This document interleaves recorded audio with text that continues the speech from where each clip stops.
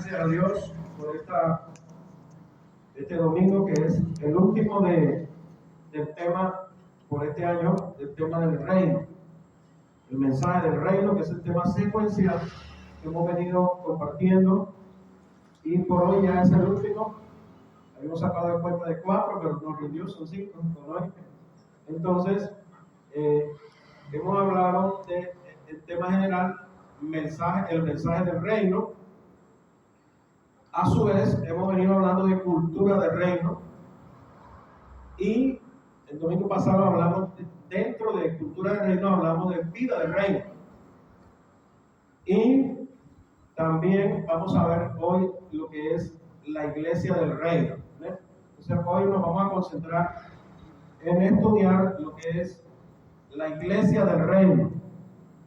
¿Por qué? Porque siempre se ha visto el tema de la iglesia muy superficial, pero muchas veces no lo hemos desarrollado conforme al enfoque y a la profundidad que tiene. Queremos recordar acerca del domingo anterior. Estuvimos hablando de vida del reino,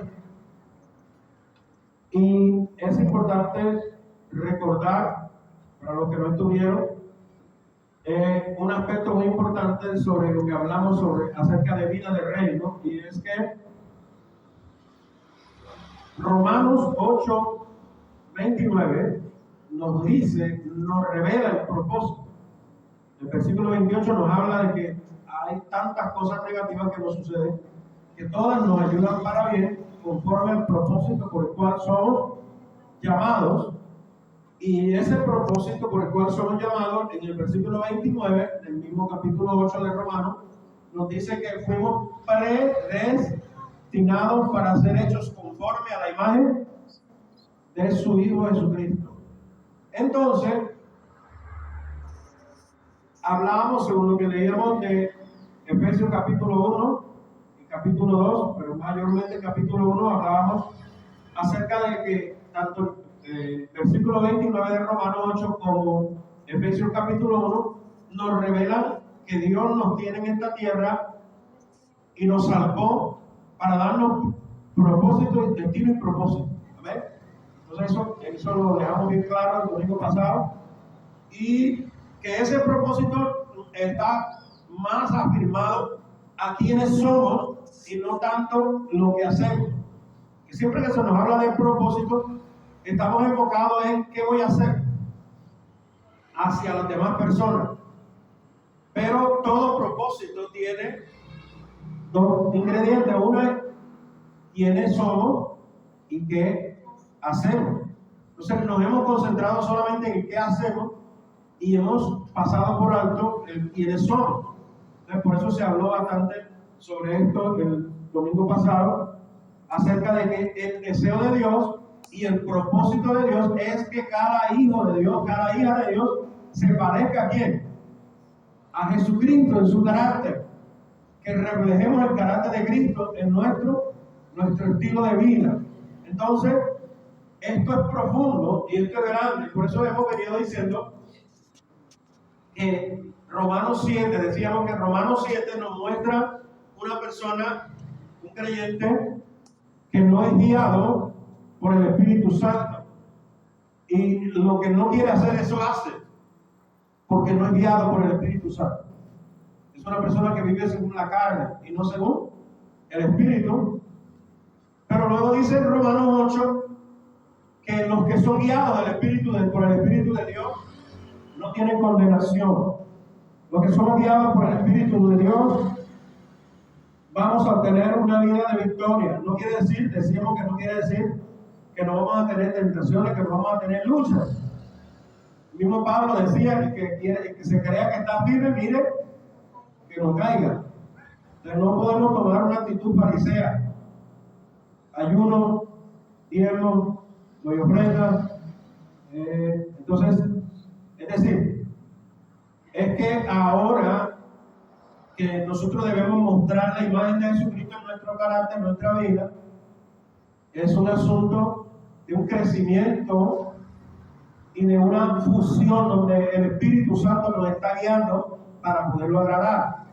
Si el Espíritu Santo no nos guía, dice allí en el mismo capítulo 8 que no somos hijos de Dios. Solo los que son guiados por el Espíritu de Dios son los hijos de Dios. Ahora, pero está hablando de ser guiados exclusivamente, el énfasis es Romanos 7 y 8. Es decir, si usted no es guiado, vive como Romanos 7. Y si usted es guiado, vive como dice Romanos 8. Entonces él dice en Romanos 8 que para usted poder tener una vida de reino, y decíamos en Colosenses que tenemos una vida plena, que no nos falta nada, que estamos completos en Cristo. Y hablamos de que tenemos tanto, según leímos en Efesios capítulo 1 y 2, tenemos tanto, pero que no sabemos operar lo tanto que tenemos, es decir, estamos completos. Nosotros venimos orando que el Señor nos dé, pero ya el Señor nos dio todo lo que necesitaba dar. Pero lo que ahora necesitamos es saber cómo usar lo que tenemos, y por eso decíamos que es como si fuera una bomba atómica la que tengamos en las manos, aún más que una bomba atómica, pero no la sabemos operar. Entonces el Hijo de Dios, la hija de Dios, el Hijo de Dios, tenemos tanto en nuestras manos que el Señor nos dio, pero no sabemos operarlo. Entonces necesitamos orarle a Dios que nos dé la sabiduría de cómo operar tanto poder, tanto gobierno, tanta autoridad, tantas cosas que ya tenemos, que ya están en nosotros, pero que las hemos ignorado por no saber que las tenemos y por no saber cómo operarlas. Entonces, pero dijimos, si no estamos viviendo según la cultura del reino, es decir, según el reino donde fuimos trasladados, va a ser muy difícil poder operar lo que tenemos. Y decíamos, y eso sí queremos recordarlo hoy, que cuando nosotros estábamos acá, en la potestad de las tinieblas, acá, ¿qué es lo que se hace? Se vive conforme a las obras de la carne, practicando el pecado y todo eso. Pero ¿qué ha pasado? Que fuimos trasladados, pero muchos a veces seguimos acá, en nuestra alma. Entonces, ¿cómo? El contrabando. A veces como cristianos participamos en contrabando de la gasolina, contrabando de otras mercancías. ¿Participamos de qué más? ¿Participamos de qué más? Por ejemplo, robo. ¿Cómo así? A veces nos emplean en un hospital o en una casa de cultura o cualquier entidad, y a veces, hijo de Dios, termina agarrando ¿qué? El bombillo. ¿Qué más? Cualquier cosita que haya por ahí se termina llevándoselo para la casa. ¿Eso qué es? Robo. La mentira, para quedar bien. Entonces, debemos de sacar todo lo que todavía venimos haciendo conforme a los sistemas de este mundo. Cuando usted es un patrón o una patrona y grita a la gente, se aprovecha de la gente, le paga cualquier cosa al empleado, eso es que vivir conforme a los sistemas del mundo. Es decir, la persona no está actuando acorde a la nueva identidad que tiene, a la nueva posición en Cristo, en el reino que tiene. Entonces, estas cosas nos han impedido poder operar el gran poder que tenemos en la vida del reino que hemos tenido. Pasamos de muerte a vida. Pero tanto poder, que dice Colosenses, que estamos plenos, que no nos falta nada, estamos completos. Pero no podemos operar las cosas del reino tan grandes porque nos falta legalidad. Entonces necesitamos transicionar para poder operar todo lo que Dios nos ha entregado. Entonces, hoy ya vamos a mirar Mateo 16, 18, que dice: yo también te digo que tú eres Pedro, y sobre esa roca edificaré mi iglesia, y las puertas del Hades no prevalecerán contra ella. Efesios 2:20 dice: edificados sobre el fundamento de los apóstoles y profetas, siendo Cristo Jesús mismo la piedra angular. Repito, Efesios 2:20, que dice: edificados sobre el fundamento de los apóstoles y los profetas, siendo Cristo Jesús mismo la piedra angular. Entonces, lo primero que dice Pedro es Jesús a Pedro, le cambió el nombre, él se llamaba Simón, y desde ese día que Simón le dijo que él era el Mesías, el Hijo del Dios viviente, Dios le dijo, Jesús le dijo: no te lo reveló carne y sangre, sino mi Padre que está en los cielos. Y le dijo: por esa revelación que tú tienes del reino del Mesías, usted de hoy en adelante no se llamará Simón, sino que piedra, Pedro o piedra. Y sobre esta piedra edificaré mi iglesia. Pero él no estaba hablando de Pedro como tal, sino de Jesucristo mismo, que usaría a Pedro como una piedra profética. La piedra angular que él era él mismo la simbolizó con Pedro. Así que de ahí es donde saca la iglesia tradicional lo del Papa, porque no hacen la observación que en Efesios capítulo 2:20 dice claramente que Cristo mismo es la piedra angular. Es decir, no se refería a Pedro, sino que se refería a Cristo mismo, que la piedra angular era Cristo mismo. Entonces, y sobre esa piedra que es Cristo, esa principal piedra de fundamento, Jesús dice: edificaré mi iglesia. Entonces, por eso es que dicen que el Papa es infalible, pero infalible no hay ningún solo ser humano. El único infalible es Dios. Entonces, por eso el Papa no es infalible, y ningún ser humano es infalible, porque infalible es el que no comete errores. Infalible es el que no comete errores. Y todo hombre es que es pecador, y si es pecador, todo hombre cometemos errores, hombres o mujeres. Entonces, ¿qué significa? Que el Papa también es un hombre, por lo tanto también es que es falible. El hombre es falible. Dios es el único infalible, el que no comete errores. Es Dios. Jesús vino y no cometió pecado, dice allí. Por lo tanto, Jesús es infalible. Dios es el único infalible. Todo ser humano es falible, es decir, cometemos errores.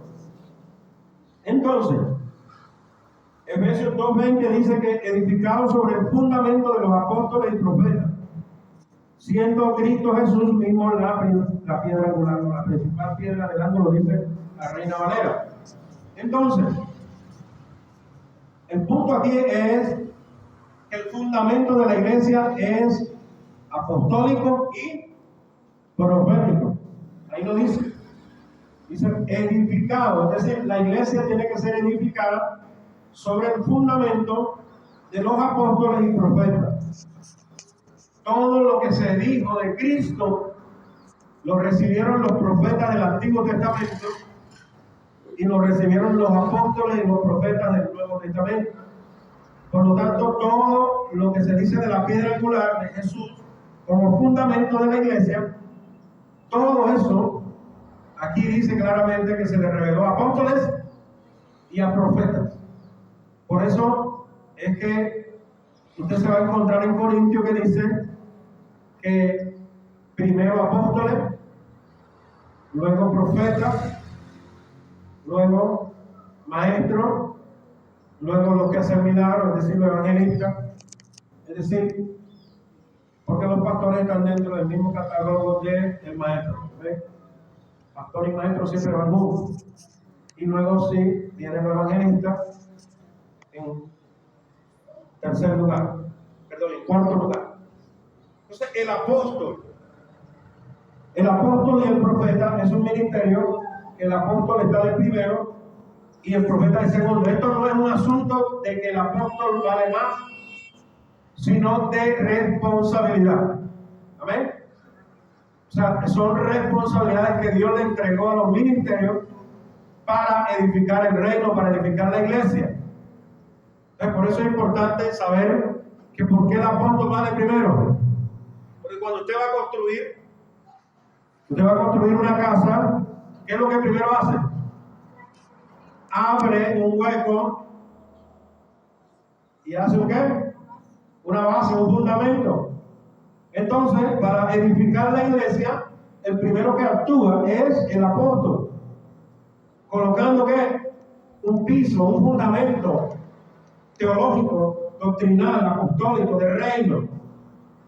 Y eso es lo que ha faltado, porque cualquiera que no es apóstol y a veces no está bajo ninguna cobertura apostólica, entonces levanta una iglesia, y a mí me parece que es así, y con estas reglas y con estas normas, pero no hay un fundamento apostólico para edificar la iglesia. Entonces lo primero que hay que tener claro es que el fundamento es apostólico y profético, es decir, se necesita estar bajo una paternidad apostólica y profética. ¿Para qué? Para dejar claro qué es lo primero que va para edificar una iglesia. Y dice Pablo, cuando habla de la recompensa, dice, y los demás miren cómo sobreedifican. Es decir, profeta, evangelista, pastor, maestro, también van a edificar, primero apóstol y el segundo el profeta. Entonces, cada uno va poniendo su granito de arena. El primero coloca la base, el fundamento, y los demás van sobreedificando. Pero Pablo les dice, cada uno mire cómo sobreedifica. ¿Por qué? Porque para eso se colocó la base. Y esa base es Cristo.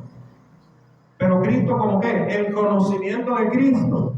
Y el conocimiento de Cristo es un conocimiento de reino, de gobierno, donde la iglesia tiene que gobernar, donde la iglesia tiene que levantarse a poseer, como una iglesia de gobierno, una iglesia que ejerce influencia en el mundo por medio de la transformación que va causando en cada persona.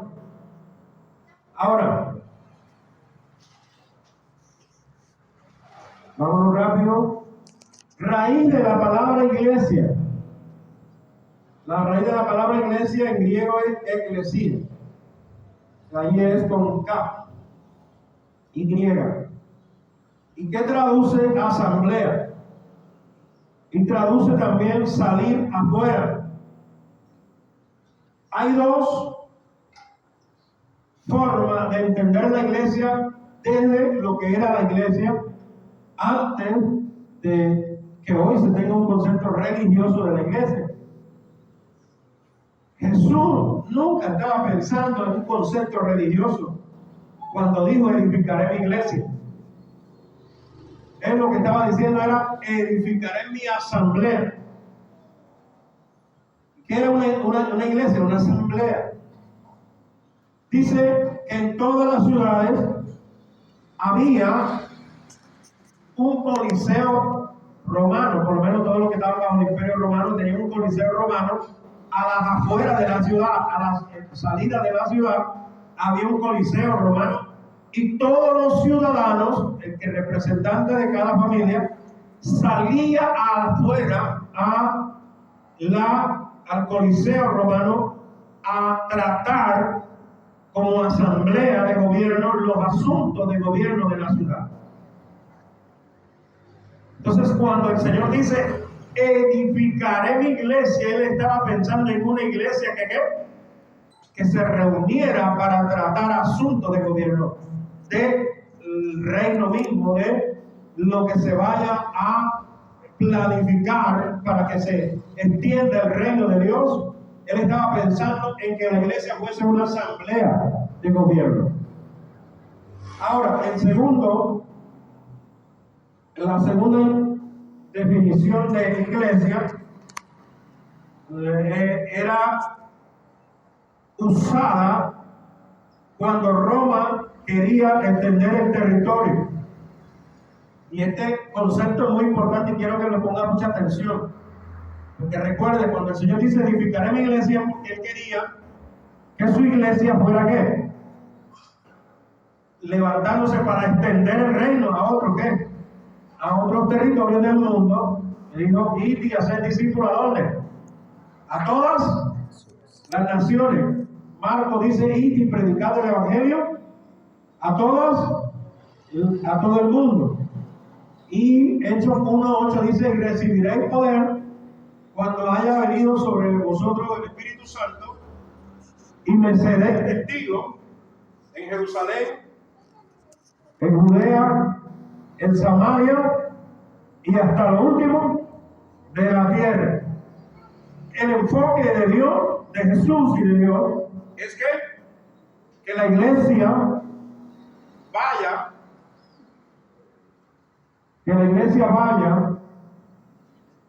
a todas las naciones para poder enfocarse en extender el reino de Dios. Entonces, ahora sí quiero que usted escuche qué era lo que hacía Roma. Roma levantaba un grupo de personas llamado la iglesia o la asamblea, y ella los infiltraba. ¿Dónde? En un territorio donde Roma quería conquistar, pero veía que el territorio era muy grande y que podía perder la guerra. Entonces él enviaba a la iglesia, es decir, enviaba personas secretas y las infiltraba. El que era doctor iba como doctor, el que iba, cada quien con su profesión se iba y se infiltraba a prestar un servicio, una labor profesional o comercial, y se infiltraba en aquel territorio. Y cada uno se iba ganando a 1, 2, 3, 4, 5, 10, 15, 20, a todo el grupo de personas que se podía ganar. Y los convencía, poco a poco, a veces duraban 6 meses, 1 año, en ese trabajo de infiltración. Y mientras estaban infiltrados, estaban diciéndole a las personas, a los ciudadanos, le estaban diciendo que se pusieran del lado de un tratado de paz con Roma, que no fueran a la guerra, porque si todos los ciudadanos de ese territorio se levantaban a ir a la guerra, Roma podía perder la guerra. Entonces, ¿qué hacían ellos?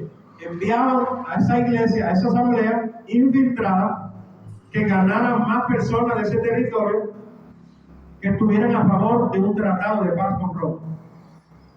Entonces, cuando ya estos infiltrados, la iglesia infiltrada, ya se ha ganado, cada uno se ha ganado 5, 10, 20, 30 personas que ya saben, están seguros de que si hay una guerra, ellos van a levantarse y van a decir, van a votar por un tratado de paz de no ir a la guerra. Así que cuando esa información llegaba a Roma, Roma se preparaba como para la guerra, pero era simplemente un paro. Y cuando inmediatamente venía Roma a hacer la guerra a ese territorio, enseguida la iglesia que estaba allí dentro movía a los que se había ganado y los hacía levantarse, que pudieran levantarse y decir que no estaban de acuerdo en ir a la guerra, que era mejor que hubiese un tratado de paz. Y así que Roma terminaba negociando un tratado de paz por el trabajo que la iglesia, la asamblea que él enviaba, infiltraba, con la cantidad de gente que se ganaba, lograban hacer un tratado de paz. Entonces, fíjense, 2 conceptos, y ambos conceptos, uno está relacionado con gobierno y el otro está relacionado con la extensión. Es decir, enviaba a un territorio ¿para qué? Para extender, en este caso, el tratado de paz. y en el caso de nosotros, extender el evangelio del reino de Dios. Por lo menos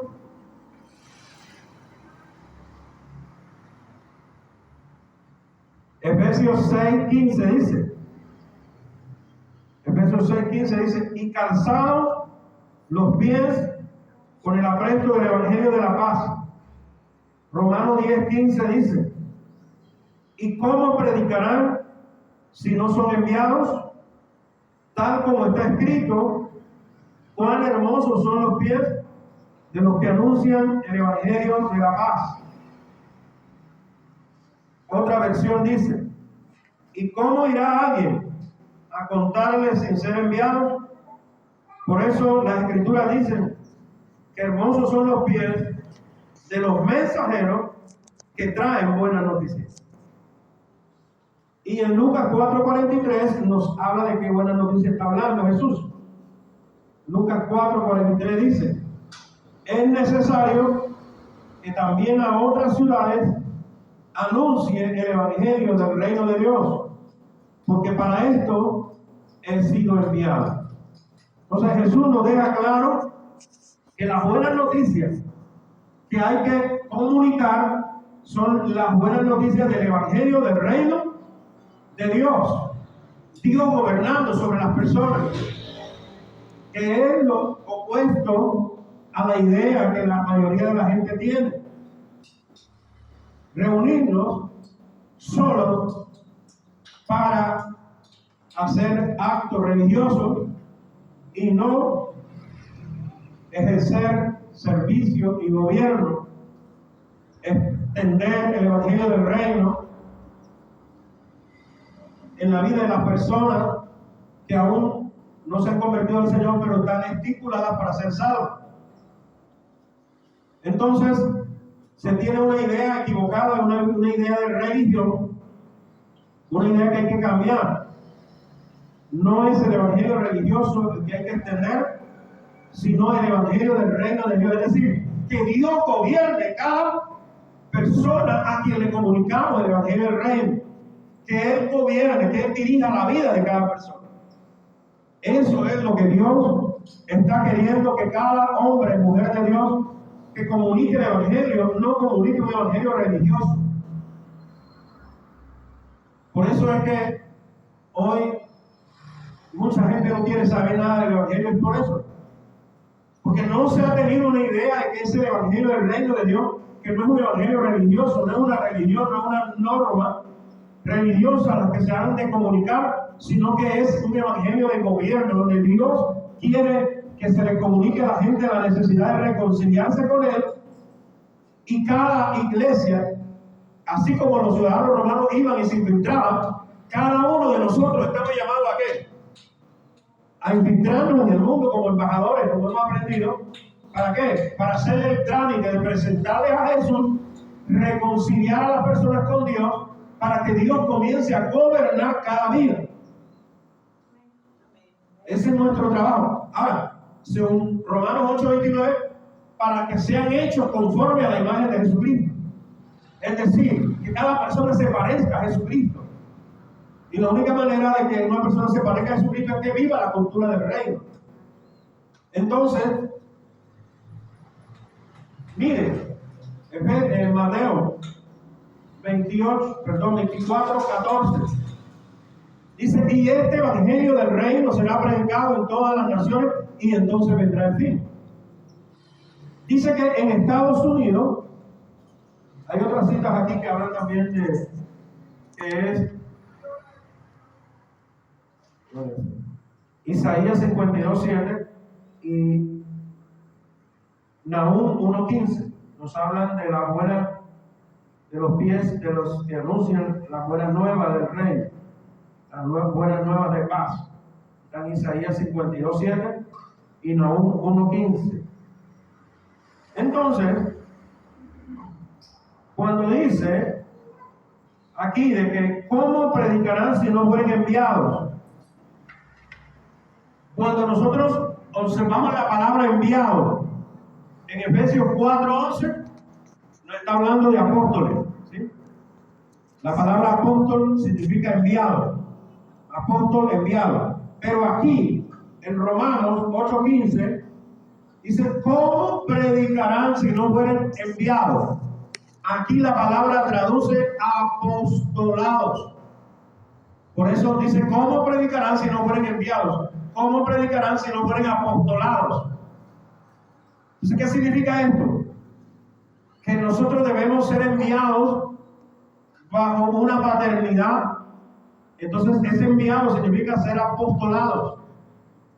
Es decir, que nadie ande como rueda suelta, sino que todos estemos bajo ¿qué? Bajo autoridad. ¿Por qué? Porque las tinieblas no se someten a quien no está bajo autoridad. Y por eso que los ministerios independientes, alguien se levantó en tiempo de Jesús y Jesús le dijo a los discípulos, les pedimos predicar, le dijeron los discípulos a Jesús. Jesús le dijo, no, si no es contra nosotros, por nosotros es. Dios no se enoja de que prediquen el evangelio aunque estén independientes, sin cobertura, porque de todas maneras están predicando a Cristo. Pero alguien que está predicando a Cristo sin ninguna cobertura, sin ser enviado, sin ser apostolado, no va a crecer, no se va a desarrollar en la medida que Dios quiere que se desarrolle. Por eso es que todos debemos ser ¿qué?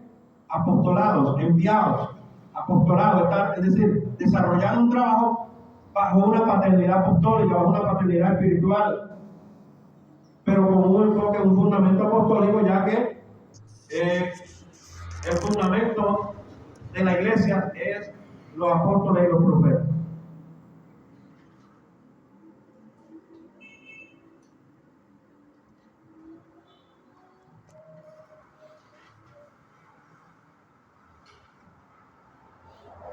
Hechos 1:8 dijimos que nos habla de que recibiréis poder cuando haya venido sobre vosotros el Espíritu Santo. Y 1 Corintios 4:19-20 dice, 1 Corintios 4:19-20 dice, pero iré pronto a vosotros a ver si el Señor quiere, y conoceré no las palabras, sino el poder de los que andan envanecidos. Porque el reino de Dios no consiste en palabras, sino en poder.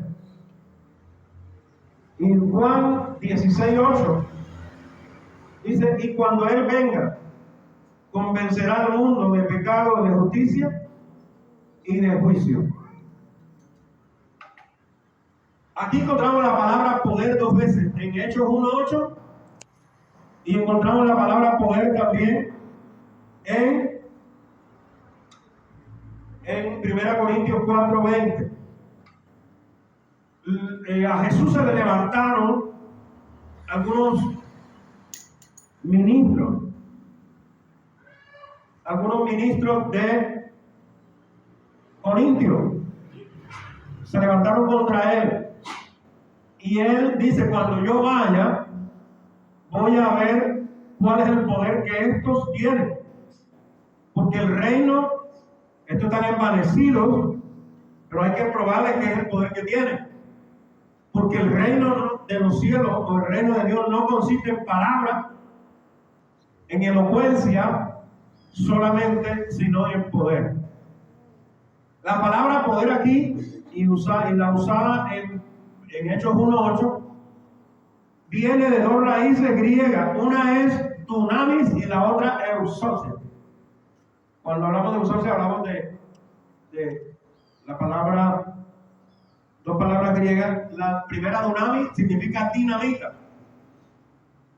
Cuando se habla de dinamita significa que un poder que tiene tiene el poder, tiene la autoridad para operar como opera la dinamita, es decir, destruir barreras, obstáculos, en este caso la enfermedad, en este caso espíritus malignos, destruir muchas cosas que están dañando la vida de las personas. Entonces, cuando vamos a comunicar el evangelio, vamos con un poder dunamis, un poder que transforma, un poder que libera, un poder que sana, un poder que restaura.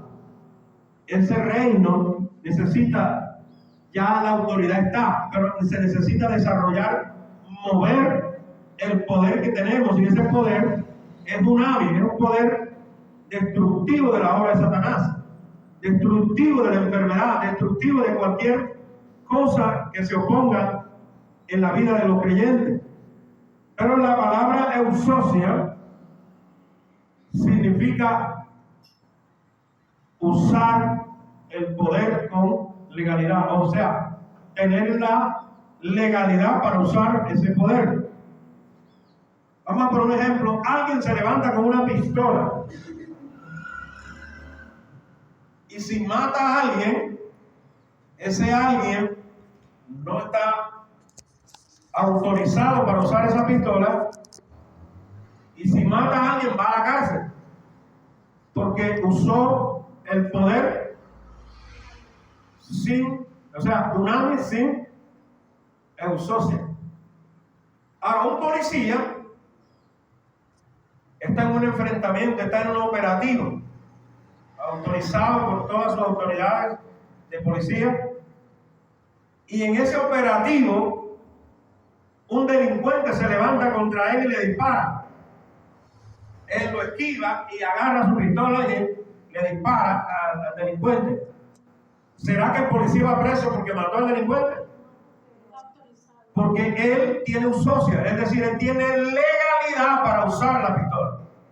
Y si mata, no va a la cárcel porque está legalizado. Solamente investigan que los hechos se hayan dado en defensa propia, ¿sí? Que él va en pro de capturar, y como no se deja capturar y hay un enfrentamiento, él por ende tiene la pistola para usarla y someter a los delincuentes. Y si ese delincuente no se somete y no mata con esa pistola, él tiene toda legalidad para usar ese poder. Entonces, ¿qué es? Dios nos dio el poder, el dunamis, y nos dio ¿qué? La eusocia, es decir, la legalidad para usar ese poder. Dígale al que está a su lado que usted tiene poder y tiene legalidad para usar ese poder. Por eso es que decíamos que tenemos tanto, pero a veces no sabemos la magnitud de lo que tenemos. Ahora,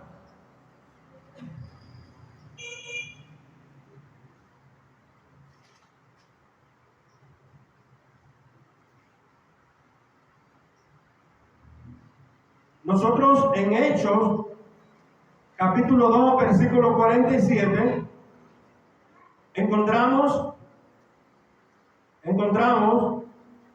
dice, y alabando a Dios y teniendo el favor con todo el pueblo, el Señor añadía cada día a la iglesia los que habían de ser salvos.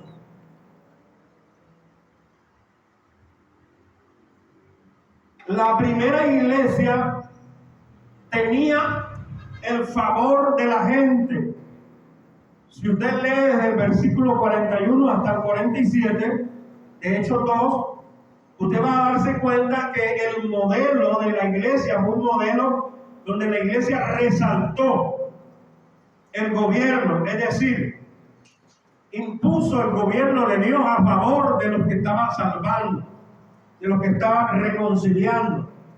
Y ese estilo de vida de este grupo de personas nuevas, que en ese momento eran más de 3,000. Recuerden, habían como 120 y luego ese día se convirtieron y se bautizaron como 3,000 personas. Imagínense, solo los apóstoles bautizaron. Bautizaron 3,000 personas. Nosotros bautizamos a la hermana Penda ahorita. Pero ellos bautizaron ¿cuánto? Como 3,000 personas. Imagínense es decir, ese avance y el modelo de vida que los apóstoles, que la iglesia tenía, guiada por los apóstoles, dice que hacían que tuvieran el favor con la gente del pueblo de la ciudad de Jerusalén.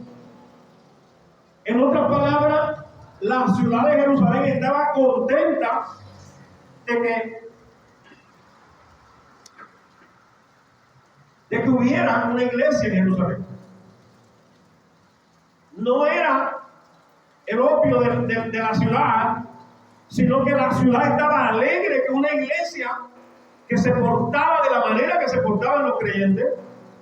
Entonces, eso debemos ser la iglesia. Nosotros no podemos ser una iglesia religiosa, una iglesia que no hace nada, que no aporta nada a la ciudad, porque eso es lo que no está permitiendo que seamos una iglesia efectiva, porque la gente necesita ver en la ciudad, necesita ver que los hijos de Dios sean algo diferente, que estemos dando un aporte, que se vea en la vida de los creyentes el cambio, se vea el gobierno de Dios, se vea la bendición de Dios, se vea que seamos gente que sirve. ¿Aló? Que aporta a la sociedad. Dice que ellos no habían ningún necesitado, sino que todas las necesidades eran suplidas. Milagros, señales, prodigios, maravillas. Todo eso, dice allí que hacían ellos. Hechos 17:6, la parte B del versículo dice: estos que trastornan el mundo entero también han venido acá. Jackson, uno de los creyentes que Pablo se había ganado, era el líder allí, fue tomado, fue capturado por una turba de personas y lo llevaron preso y le dijeron a las autoridades, le dijeron: mire, hablando de Pablo y de Silas, dice, estos que vienen trastornando el mundo entero ya vinieron aquí, están aquí también. Recuerde que ellos utilizan la palabra trastornar, pero realmente lo que estaba haciendo Pablo y Silas era ¿qué? Transformar el mundo entero. Recuerde que a lo bueno se le llama malo y a lo malo. Entonces, lo que Pablo y Silas estaban haciendo era transformar el mundo entero. Pero ellos lo estaban viendo todo lo contrario. Están diciendo: los que trastornan el mundo entero han venido acá. Es decir, era tan fuerte la influencia que ejercía Pablo y Silas que era transformar el mundo entero. Es decir, cuando dice transformar el mundo entero se refiere al impacto de transformación que el evangelio del reino producía en la gente que eran tocadas por Dios. Y esto es lo que yo quiero que quede bien claro, que nosotros muchas veces queremos transformar el mundo, pero queremos transformar el mundo y hacemos guerra espiritual, y la guerra espiritual muchas veces la hemos estado haciendo mal enfocada. Hemos estado haciendo la guerra espiritual mal enfocada. Es decir, que cuando una persona no conoce al Señor, Satanás ¿qué? Reina sobre los que no conocen al Señor. Y él vino ¿a qué? A matar, a hurtar y a destruir. Entonces, ¿qué es lo que les quiero decir? Que nosotros no podemos hacer guerra espiritual así desordenadamente, porque todo lo que ellos hacen tienen derecho a recibir las consecuencias de estar bajo un gobierno, príncipe de la potestad de los aires, el príncipe de este mundo. Es decir, el que no está en el reino está bajo ¿qué? Bajo el gobierno de Satanás. Y nosotros fuimos ¿qué? Trasladados al reino de su amado Hijo. Entonces, ahora cuando hagamos guerra espiritual, ¿qué es lo que tenemos que hacer? Hacer la guerra espiritual, porque 2 Corintios 4:4 dice que el Satanás Satanás, el Dios de este siglo, le ha cegado el entendimiento a los incrédulos para que no le resplandezca la luz del Evangelio.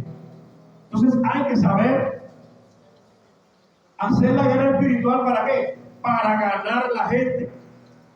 Es decir, sacarla de esa opresión y que les resplandezca la luz del Evangelio y se conviertan a Cristo, porque la única manera de transformar el mundo es presentándole el Evangelio del reino de transformación a la gente.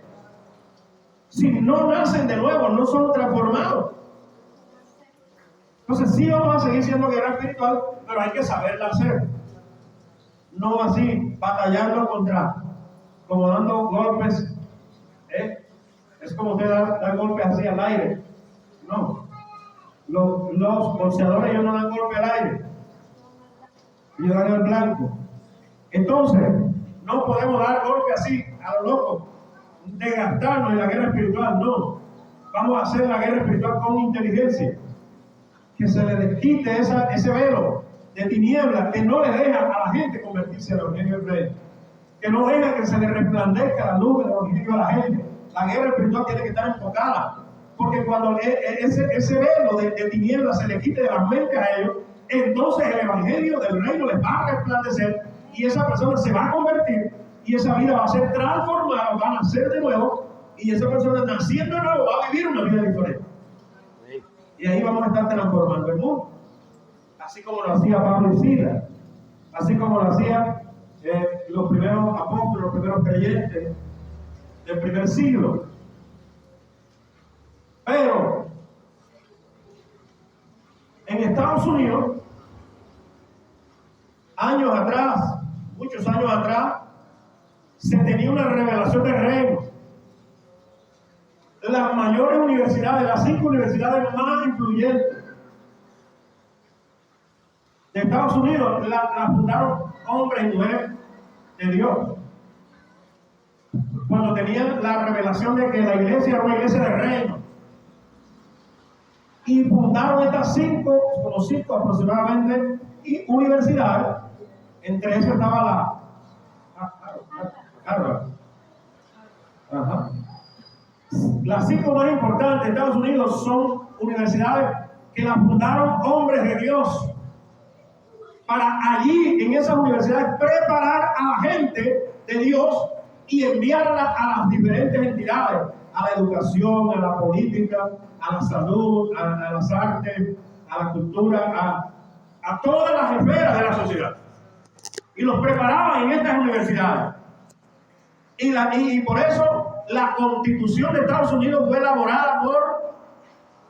Usted no se da cuenta que cuando dicen Dios bendiga a América, Estados Unidos se llegó a ser la nación más poderosa de todos estos tiempos en el mundo, fue a raíz de eso, de que la Biblia, el Evangelio, los fundamentos del reino eran el sustento, el fundamento de la constitución del gobierno de los Estados Unidos, y eso hizo poderoso a Estados Unidos, porque era una iglesia de reino. Allá en Estados Unidos el catolicismo no es más fuerte que la iglesia protestante. Pero ¿qué pasó? Que la iglesia protestante dejó de tener una revelación del reino y comenzó a ser una iglesia liviana, una iglesia de una mentalidad religiosa. Y esto hizo que la iglesia perdiera poder, se volviera liviana. Y por eso la iglesia en Estados Unidos ha dejado de ser luz y sal. Y por eso es que observamos que ya están sacando ¿qué? La Biblia de las universidades, de los colegios, de las escuelas, de las diferentes instituciones, que antes cuando la iglesia era una iglesia de reino, pero la iglesia dejó de ser influyente, dejó de ser una iglesia de reino en Estados Unidos, y hoy mire todo lo que está pasando. La legalización de tantas cosas que van en contra del reino de Dios. Entonces, pero con esto voy a cerrar. Todo esto comenzó a suceder desde la guerra civil que pasó en Estados Unidos. Pero ahí en ese tiempo hubo un hombre que se levantó a cambiar la revelación de una iglesia de reino, de una iglesia que gobernaba, una iglesia que ejercía influencia, por una doctrina que es bíblica. Pero no debió dársele la interpretación que se le dio. Creo que yo ni... Ahorita se me olvida el nombre. Este hombre vino con el afán de enseñar la revelación del rapto y le cambió a la gente la idea de una iglesia que gobierna, que fue enviada a las naciones, que fue enviada a transformar gente, a gobernar el mundo transformando gente con el evangelio del reino. Y ahora es una iglesia que necesita irse de la tierra. Una iglesia que ya se va. Una iglesia que desde todos esos tiempos de la guerra civil en Estados Unidos para acá, el rapto, la revelación del rapto, que aunque es bíblico y que aunque es real que el Señor viene por su iglesia a arrebatarla, pero lo negativo aquí no es que el Señor venga a arrebatar su iglesia. Lo negativo aquí es que la gente, el cristiano, se convirtió en un cristiano que ya se va. No hace nada, no gobierna, no ejerce influencia, porque ya se va, ya el Señor viene, ya se va. ¿Y para qué hago esto? ¿Entiendes? Y eso viene desde muchos, desde más de un siglo. Desde más de un siglo viene esta situación. Ya se va a la iglesia, ya se va y no hace nada porque ya se va. ¿Aló? Aunque solo el Señor viniera en 6 meses, o en 1 año, o en 2 años, yo debo trabajar esos 6 meses, ese año, esos 2 años. Y si no vienen 2 años, si no vienen 5, debo trabajar esos 5 años. Y si vienen 10 años, debo trabajar esos 10 años. Y si vienen 20, debo trabajar esos 20 años. Debo ser influencia a este mundo. Es decir, esa es una realidad que va a suceder. El Señor va a arrebatar su iglesia. Pero eso a nosotros ya no nos debe interesar si tenemos claro que nosotros fuimos escogidos desde antes de fundar el mundo para vivir una vida pareciéndonos a Jesús, al Hijo de Dios, para ser santos y sin mancha delante de Él, viviendo la cultura del reino, pareciéndonos a Jesús. Usted no le interesa si viene mañana o viene hoy, porque usted ya fue escogido desde antes de fundar el mundo, fue predestinado, fue elegido. ¿Para qué? Para que viva una vida pareciéndose a Jesús. ¿Entienden? Entonces la gente vive preparando. Ay, el Señor ya viene. Y si viene me quedo. Porque no tiene la revelación de que fueron escogidos antes de fundar el mundo. ¿Aló? Y decíamos el domingo pasado que hay gente que dice, no, si yo fui escogido, si yo soy salvo, entonces voy a pecar. No se le ha revelado el reino. No se le ha revelado el reino. ¿Por qué? Porque el propósito por el que Dios nos escogió antes de fundar el mundo fue para que nos pareciéramos a Jesús. Y para que fuéramos santos y sin mancha en medio de delante de Él, y dice en otra parte de la Biblia, en medio de una generación maligna y perversa. Así que, con esta revelación de reino, con esta revelación de gobierno, es que la iglesia tiene que, si son 1 año, si son 10, si son 2, si son 5, si son 20, si son 50, vamos a levantarnos como una iglesia de gobierno, como una iglesia que sabe que un día el Señor la va a levantar. Pero mientras nos levanta, vamos a trabajar, vamos a ganar a los que han de ser salvos. Aquí lo dice.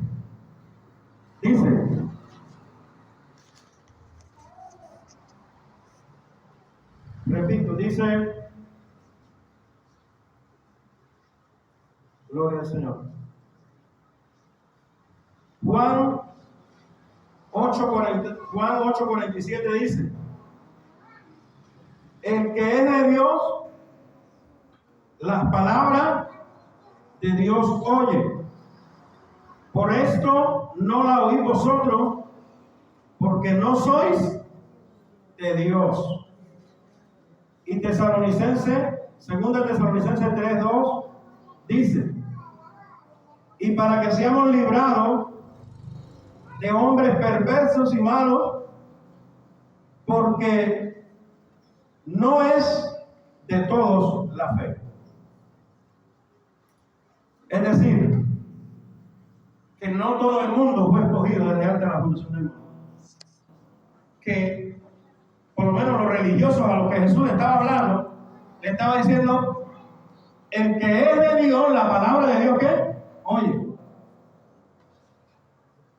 Y ustedes no me oyen, le decían los fariseos, porque ustedes no son de Dios.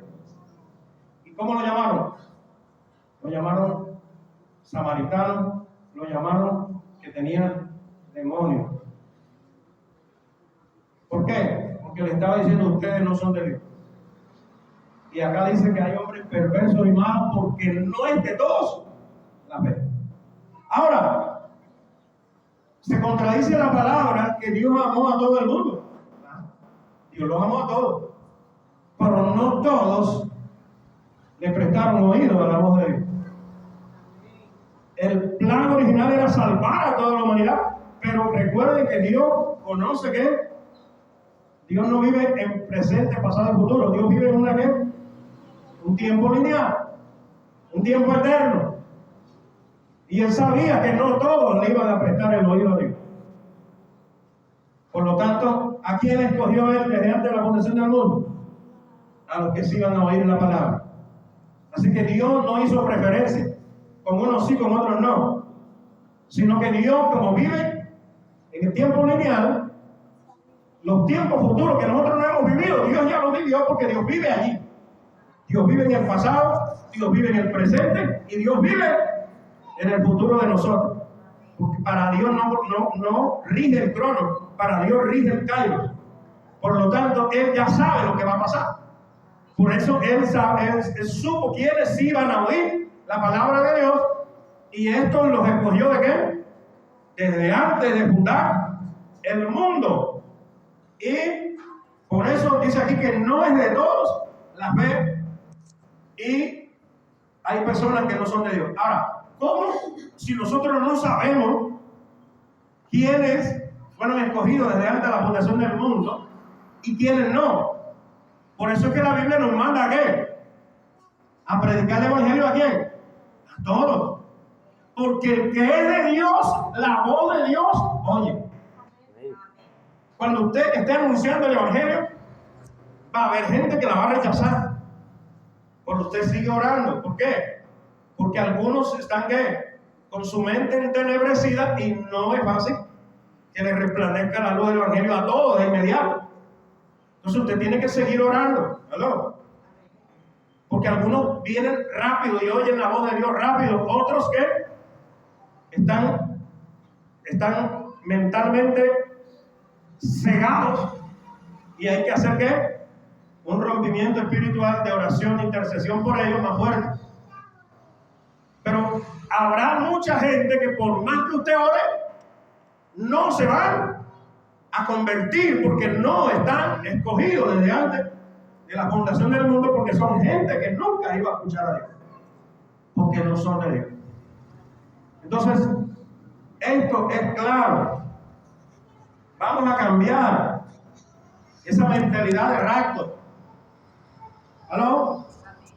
Vamos a estar listos, porque el Señor viene a arrebatar la iglesia. Ahorita andan animales dando vueltas por todos lados, ¿sí o no? Eso es indicación más certera de que los tiempos se están cumpliendo y que los tiempos están avanzando a pasos agigantados, pero eso no nos puede sacar de nuestro propósito. Primero, parecernos a Dios, y segundo, pareciéndonos a Dios, comunicar este evangelio para que mucha gente más que fue escogida, que han de ser salvos, también que reciban el evangelio y también sean transformados. Así que yo quiero que usted se coloque sobre sus pies.